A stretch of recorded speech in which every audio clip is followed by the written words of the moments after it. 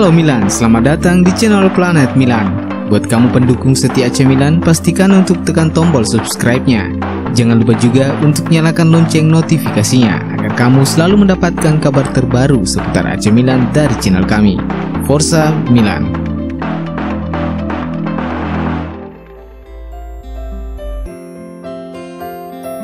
Bursa transfer Januari resmi ditutup. Dua surat kabar olahraga asal Italia, La Gazzetta dello Sport dan Tuttosport, lantas memberikan penilaian terkait geliat para kontestan Serie A Italia di bursa transfer musim dingin ini. Melansir laporan Football Italia, dua surat kabar tersebut masing-masing memberikan rating tertinggi untuk AC Milan. Rossoneri merekrut 3 pemain sekaligus dalam diri Solly Homeite, Mario Mandzukic, dan Fikayo Tomori, serta melepas 4 pemain yakni Matteo Musacchio, Andrea Conti, Leo Duarte, dan Lorenzo Colombo. Milan mendapat rating 8/10 oleh La Gazzetta dello Sport dan rating 7/10 dari Tuttosport. Sementara Inter sama sekali tidak mendapat rating karena hanya melepas Raja Nainggolan secara permanen ke Cagliari. Rating terburuk menurut dua surat kabar tersebut adalah Spezia, Bologna, dan Crotone. Dan berikut kami sajikan data selengkapnya.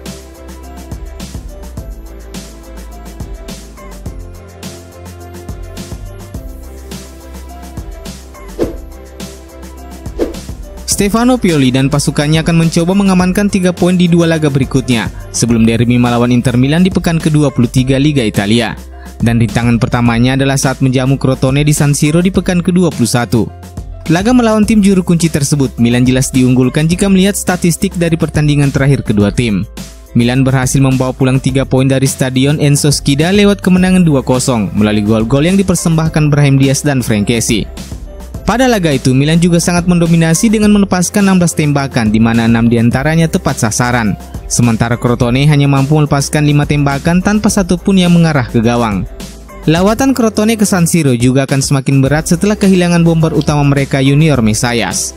Messias akan absen melawan Milan karena hukuman akumulasi kartu kuning. Junior Messias adalah pemain paling produktif Crotone musim ini dengan 6 gol dan 1 assist. Ketidakhadirannya jelas menjadi pukulan berat bagi klub berjuluk Il Pitagorico tersebut.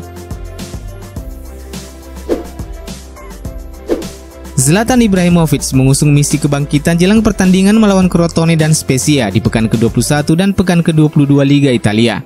Setelah gagal mencetak gol di 2 pertandingan Liga sebelumnya, bomber veteran Swedia itu berusaha bangkit dan kembali mencatatkan namanya di papan skor.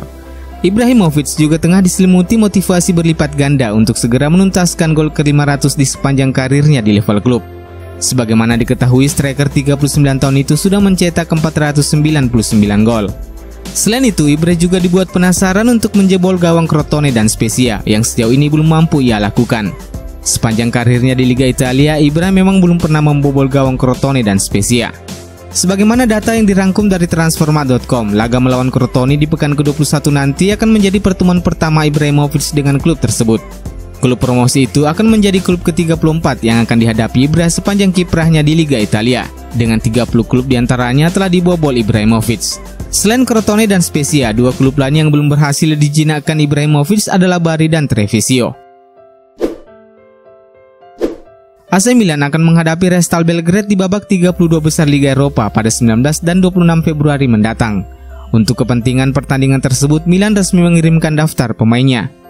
Dengan kedatangan 3 pemain anyar dan dilepasnya 4 pemain, Milan jelas harus merubah komposisi skuadnya. Sebanyak 25 pemain termasuk 3 pemain anyar, Solly Homeite, Mario Mandzukic, dan Fikayo Tomori masuk ke dalam daftar tersebut. Namun dengan masuknya 3 pemain itu, Stefano Pioli harus mengorbankan salah satu nama yakni Jens Peter Hauge. Pemain asal Norwegia itu dicoret dari daftar pemain. Gianluigi Donnarumma, Matteo Gabbia, dan Daniel Maldini semuanya tersedia di daftar B sebagai produk akademi. Dan berikut daftar selengkapnya.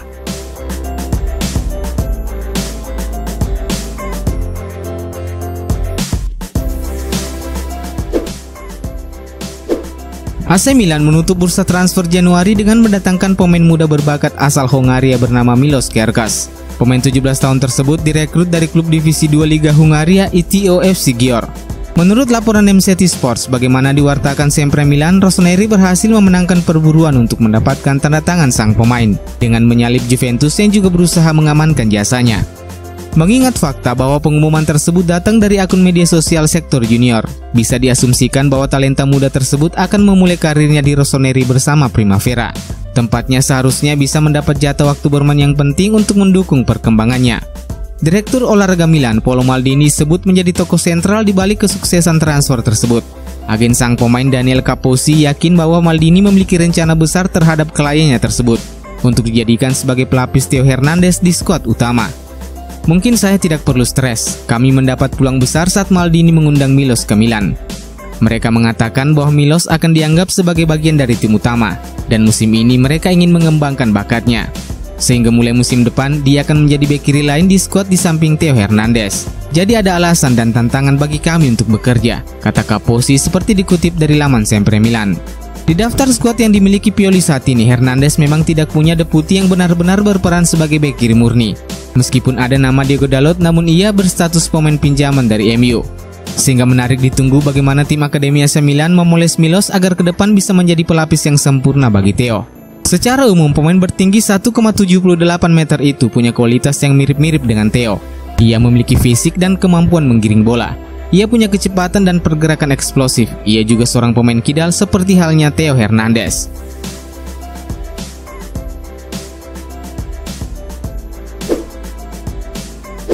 Pelatih AC Milan Stefano Pioli dikabarkan tengah mempertimbangkan dua formasi lain yang bisa ia gunakan untuk menambah variasi 4-2-3-1 yang menjadi andalannya selama ini. Melansir pemberitaan La Gazzetta dello Sport, Pioli mempertimbangkan menggunakan skema yang gagal diterapkan Marco Giampolo di Milan, yakni formasi 4-3-2-1. Dengan formasi ini kita akan melihat Sandro Tonali akan memainkan peran sebagai regista atau deep lying playmaker dengan Bennacer dan Kessie yang memainkan peran sebagai mesala atau gelandang serang.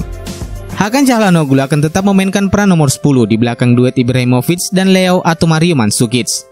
Opsi lainnya adalah 4-4-2 yang digunakan Pioli pada awal tahun 2020 dalam beberapa kesempatan. Dalam formasi ini, Pioli bisa memilih dua pemain sayap yang kemungkinan besar akan diisi Alexis Saelemaekers dan Ante Rebic. Di lini tengah, Pioli tetap akan mempertahankan duet Ismail Bennacer dan Frank Kessie. Sementara itu, Zlatan Ibrahimovic dan Mario Mandzukic akan berdampingan membentuk duet menara kembar di lini depan.